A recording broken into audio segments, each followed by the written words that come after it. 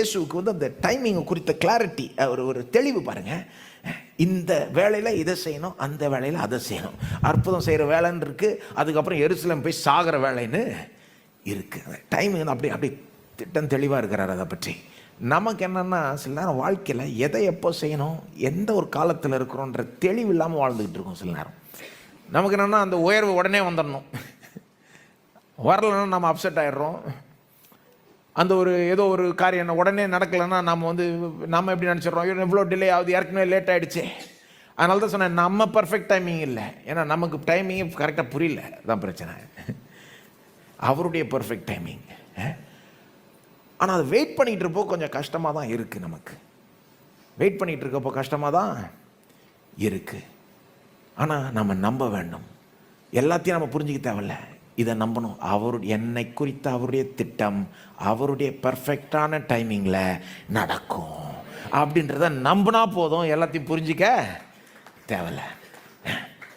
அது நடந்த பிறகு தான் நீங்களே புரிஞ்சுப்பீங்க, ஓஹோ இதனால தான் கொஞ்சம் தாமதமாச்சோ அப்படின்னு. நடந்த பிறகு தான் நம்ம புரிஞ்சுப்போம். பாருங்க, நடக்கிற வரைக்கும் புரிஞ்சிக்க தேவையில்ல, நம்பினா போதும். நம்பிக்கையில் உறுதியாக இருந்தால் போதும். சோர்வடையாமல் இருந்தால் சரி, கிவ் அப் பண்ணாமல் இருந்தால் சரி. நம்பிட்டு இருக்கீங்களா?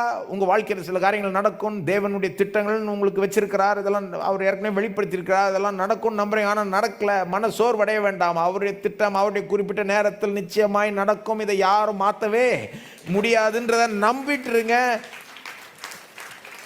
நம்பிக்கையுடன் அந்த காலத்தை, வெயிட்டிங் பீரியடை, காலத்தை கழிங்க. பாருங்க, அந்த வெயிட்டிங் பீரியடும் முக்கியம். கடவுளுக்கு என்னன்னா, it's not just the destination, it is the process also. சொல்லுவாங்க, உலகத்திலே சொல்லுவாங்க, இட்ஸ் த ஜேர்னி அப்படின்னுவாங்க. கடவுள் இதெல்லாம் பாருங்க, பிப்ளிக்கல் ஐடியா. ஆக்சுவலாக அந்த பயணமே முக்கியம், அந்த வெயிட்டிங் பீரியடே முக்கியம். அதாவது நாம் நினைக்கிறோம் என்ன வெயிட்டிங் பீரியட்னா, ஆனால் கர்த்தர் பாருங்கள், நம்ம காத்திருக்கிற அந்த நேரத்துக்கும் சில நோக்கங்களை வச்சுருக்கிறார். காத்திருக்கிறப்போ நாம் சில காரியங்களை கற்றுக்கொள்ளணும். காத்திருக்கிறப்போ நம்பிக்கையில் விசுவாசத்தில் பெருகணும். காத்திருக்கிறப்போ பொறுமையுடன் காத்திருக்கணும். காத்திருக்கிறப்போ துதித்து ஆராதிச்சுட்டு தொடர்ந்து நம்பிக்கை அவர் மேலே, இதெல்லாம் விரும்புகிறார். பாருங்கள், நாம் அந்த காத்திருக்கிற நேரத்தை இழிவுபடுத்திடுவோம். அது என்ன, ஏன் நடக்க மாட்டேங்குது. சில நேரம் ஏன் நடக்க மாட்டேங்குதுன்னா, நாம் ரெடி இல்லை. அதுதான் உண்மை. நாம் எதிர்பார்க்குற நினைக்கிற அந்த உயர்வு நமக்கு ஏன் சேர மாட்டேங்குதுன்னா, சில நேரம் எல்லா நேரம், சில நேரம் நாம் ரெடி இல்லை. அது ஒரு காரணமாக இருக்கலாம்.